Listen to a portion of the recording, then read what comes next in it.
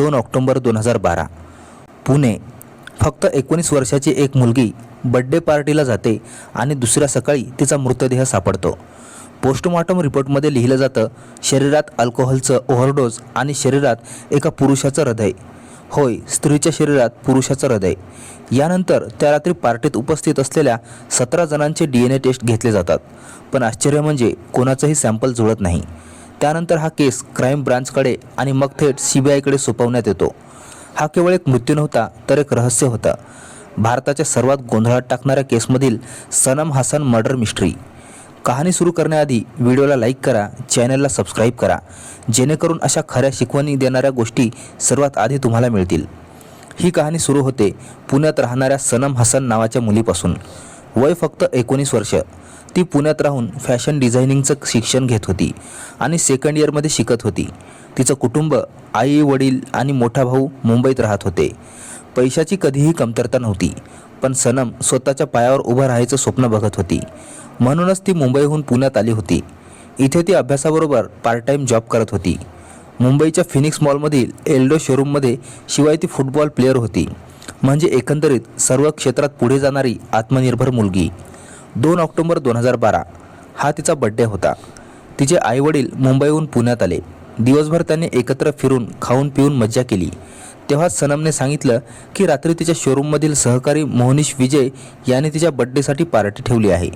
रात्री ती पार्टीसाठी जाते। ती पार्टी होती पुण्यापासून सुमारे 8 किलोमीटर अंतरावर असलेल्या एका मित्राच्या फ्लॅटमध्ये। तेथे एकूण 17 लोक होते। रात्र संपली, पण सकाळ आली आणि सर्व काही बदललं। 3 ऑक्टोबर 2012 सकाळी 8 वाजता मोहनीश विजयने सनमच्या वडिलांना फोन केला, सर लगेच हॉस्पिटलमध्ये या, सनमची तब्येत खूपच खराब आहे। वडील धावत हॉस्पिटलमध्ये पोहोचले, पण तेथे त्यांना सांगण्यात आलं, सनम आता हयात नाही। कालच जिने बर्थडे साजरा केला होता ती आज मृत होती।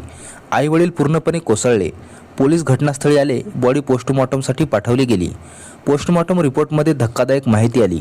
शरीरात अत्याधिक प्रमाणात अल्कोहोल आढळलं। म्हणजे तिला स्वतःच्या इच्छेने किंवा कोणीतरी जबरदस्तीने खूप दारू पाजली होती। त्या ओव्हरडोजमुळे आणि हृदयविकाराच्या झटक्याने तिचा मृत्यू झाला होता। पण सर्वात धोकादायक गोष्ट, शरीरात पुरुषाचं हृदय कसं काय सापडलं? पोस्टमॉर्टम दरम्यान डॉक्टरांनी हृदयातील प्रोटीन तपासलं आणि निष्कर्ष निघाला, हे हृदय स्त्रीचं नसून पुरुषाचं आहे। पोलिसांचं डोकं फिरलं। कुठलीही शस्त्रक्रियेची खूण नव्हती, मग तिच्या शरीरात पुरुषाचं हृदय आलं कसं?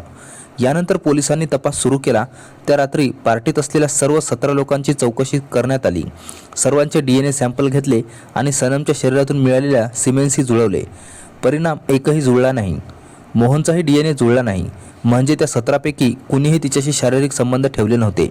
आता पोलीस पूर्णपणे गोंधळले होते। मोहनीशने सांगितलं, त्या रात्री आम्ही थोडी दारू प्यायलो, पण सनमने खूपच घेतली। तिला उलटी झाली। आम्ही तिला एका खोलीत झोपवली। सकाळी पाहिलं तर ती श्वास घेत नव्हती। लगेच हॉस्पिटलमध्ये नेलं, पण डॉक्टरांनी मृत घोषित केलं। केसमध्ये कोणतीही लीड मिळत नव्हती। वेळ जातो आणि 2014 येतं। सनमच्या पालकांच्या मागणीनुसार हा केस CBIकडे सोपवला जातो। CBIने सर्व पुरावे तपासले, पार्टीतील सर्व लोकांचे बयान घेतले, रिपोर्ट सगळं पुन्हा तपासलं, पण काहीही निष्कर्ष निघत नाही।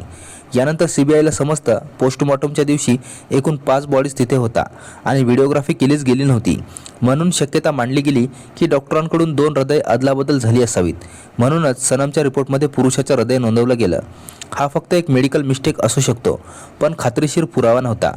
पण प्रश्न अजूनही अनुत्तरित होता, सनमसोबत संबंध कोणी ठेवले आणि ती मरण्यापूर्वी खरंच काय झालं? 2016 मध्ये CBI कोर्टाची परवानगी घेते आणि सनमचं शव पुन्हा बाहेर